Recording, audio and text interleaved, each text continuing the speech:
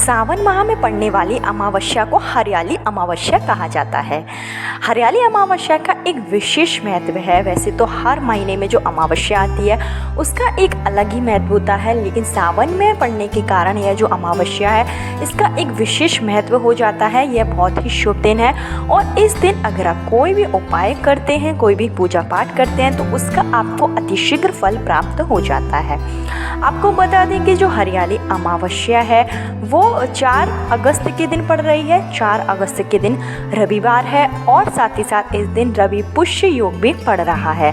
रवि पुष्य योग एक ऐसा योग होता है जिस दिन किया गया कोई भी उपाय कभी खाली नहीं जाता है और उसका आपको जो फल मिलता है वो जल्दी से जल्दी मिल जाता है। हर महीने में पुष्य योग आता है, ऐसे में जिस बार को यह होता है उस बार को यह योग जो है वो अलग अलग तरीके से अलग अलग महत्व रखता है। जैसे कि रविवार को होने के कारण ये रवि पुष्य योग होगा और रवि पुष्य योग जो होता है वो एक बहुत ही सही समय होता है। तो इस समय में अगर आप एक छोटा सा उपाय भी कर लेते हैं तो वो उपाय आपका जल्दी से जल्दी कारगर हो जाता है। हरियाली अमावस्या है और साथ ही साथ रवि योग है, तो ऐसे में आपकी जो भी मनोकामना है वो आप ज़रूर उपाय करें, ज़रूर पूजा पाठ करें, जिससे कि आपकी जो मनोकामना है वो अतिशीघ्र पूर्ण हो जाएगी।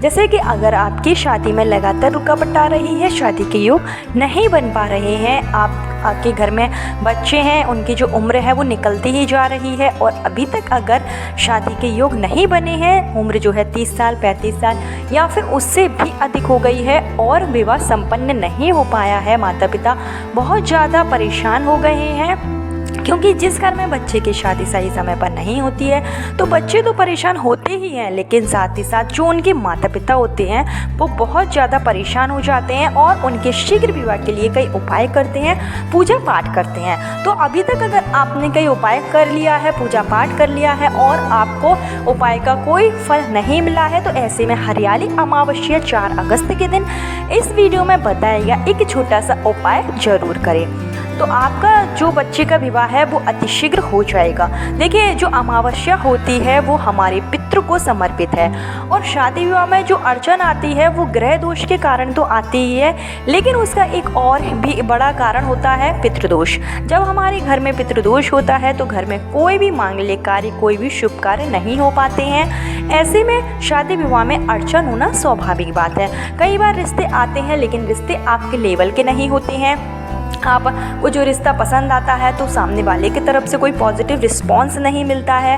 आपका बच्चा देखने में बहुत अच्छा है, बहुत अच्छी एजुकेशन कर रहा होता है, अगर लड़की है सर्वगुण संपन्न है, उसके बाद भी अगर शादी के योग ना बन पाए तो ऐसे में हो सकता है कि पितृदोष हो, नज़र दोष हो या फिर किसी ने आपका जो लग्न है वो बांध रखा हो।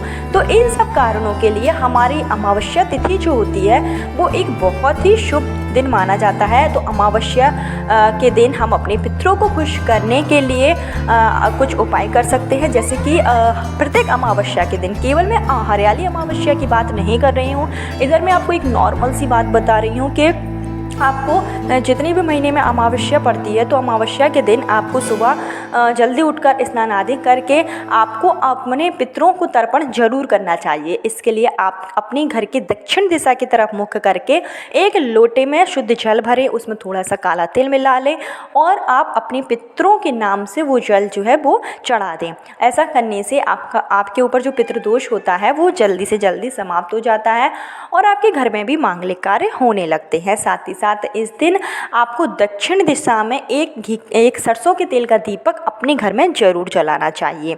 और हरियाली अमावस्या है तो श्रावण का महीना चल रहा है, ऐसे में जितना हो सके शिव भगवान की पूजा अर्चना करें, शिव भगवान की प्रिय वस्तु उन्हें चढ़ाएं, जिससे कि आपके जो ग्रह दोष होंगे, देवों के देव महादेव होते हैं जो हमारे ग्रह दोष भी दूर कर देते हैं। चाहे जितना बड़ा कुंडली में दोष हो, सिर्फ महादेव एक ऐसे देवता हैं जो आपके ग्रह दोष जल्दी से जल्दी शांत कर सकते हैं। भाग्य को भी बदलने का जो विधान है वो सिर्फ महादेव को ही है। तो ऐसे में आप हरियाली अमावस्या, सावन के महीने में पड़ने वाली अमावस्या के दिन भोलेनाथ की सेवा अर्चना जरूर करें। तो चलिए, ये तो हो गई नॉर्मल सी बात। अब आपको उपाय क्या करना है, तो इसके लिए मैं आपको एक विशेष उपाय बता रही हूँ, जिसको जो माता पिता हैं वो अपने बच्चों के शीघ्र विवाह के लिए कर सकते हैं, और अगर बच्चे स्वयं करें तो ये काफ़ी अच्छी बात मानी जाती है। लड़के हों या लड़कियाँ, वो स्वयं के विवाह के लिए यह उपाय कर सकते हैं। अगर किसी कंडीशन में लड़के बच्चों के पास समय नहीं है तो फिर माता पिता इस उपाय को पूर्ण कर सकते हैं, लेकिन प्राथमिकता आपको यही रखनी है कि बच्चे स्वयं इस उपाय को करें। तो चलिए, आपको क्या करना है कि जो भी इस उपाय को करेगा उसको सुबह 4 अगस्त के दिन यानी रविवार के दिन सुबह जल्दी उठना है।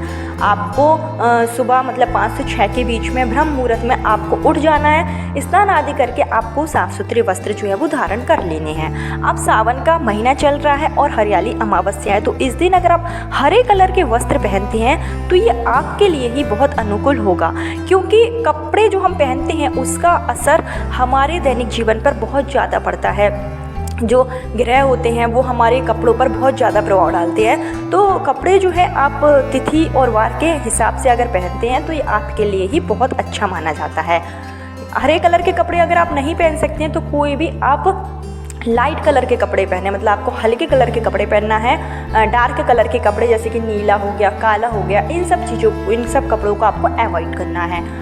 तो अब जब आप नहा धो के साफ़ सुथरे वस्त्र धारण कर लें, उसके बाद में आपको अपने घर का जो पूजा स्थल होगा वहाँ पर एक शुद्ध देसी घी का दीपक जलाना है। सबसे पहले आपको अपने इष्ट देवता से, जो आपके कुल देवता हैं जिसमें आपका विश्वास हो, उनसे आपको प्रार्थना करनी है कि मैं उपाय करने जा रहा हूँ या जा रही हूँ, मुझे इस उपाय में सफल करें, जो भी गलती हो जाए, भूल जाओ तो माफ़ करें। इस तरीके से आपको सबसे पहले अपने घर के पूजा स्थल में प्रार्थना कर लेनी है। उसके बाद में आपको क्या करना है कि आपको लेना है एक नारियल। जो नारियल आप लेंगे वो जूट वाला नारियल लेंगे, जो हम पूजा पाठ में प्रयोग करते हैं।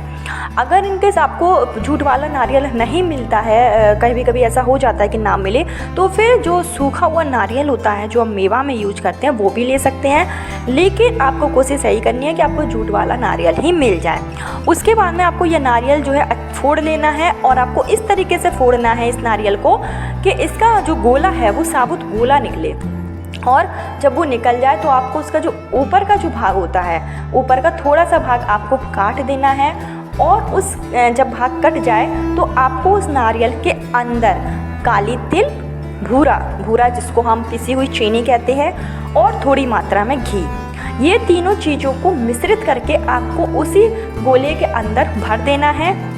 काली तिल, जो भूरा होता है चीनी, और जो घी है उसको आप इसमें भर लीजिए। उसके बाद में आपको क्या करना है, जो कटा हुआ भाग है नारियल का, उसको आपको उसी के ऊपर रख देना है, और एक आपको लेना है पान का पत्ता। जो भी आप पान का पत्ता लेंगे वो कटा पिटा नहीं होना चाहिए, उसमें डंडी लगी हुई होनी चाहिए, सूखा भी नहीं होना चाहिए, इस बात का ध्यान रखें। और यह पान का पत्ता आपको उसी नारियल के ऊपर, जो कटा हुआ भाग है उसके ऊपर आपको रख देना है, और उसके ऊपर आपको मौली का धागा, जो रक्षा सूत्र होता है, मौली का धागा, कलावा, जिसको हम अपने हाथों में बांधते हैं, तो वो आपको 7 बार उसी जगह पर लपेट देना है, शीघ्र विवाह की कामना के साथ में। अब अगर बच्चे स्वयं उपाय कर रहे हैं तो वो अपने विवाह की कामना करते जाएंगे और अपना नाम और गोत्र बोलेंगे, और उस धागे को 7 बार नारियल के ऊपर लपेटते जाएंगे। अगर माँ कर रही है तो वो अपने बच्चे के लिए प्रार्थना करेगी।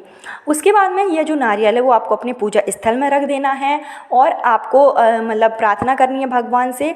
इस नारियल की आपको पहले पूजा कर लेनी है विधि विधान से, और आपको भगवान के सामने बोलना है कि मेरी बच्ची के ऊपर जो भी पितृदोष हो, नज़र दोष हो, या शादी में जो भी रुकावट आ रही है, जो भी ग्रह दोष के कारण आ रही है, वो दोष जल्दी से जल्दी समाप्त हो जाए। ऐसी आप अपनी कृपा हमारे ऊपर बनाए रखें।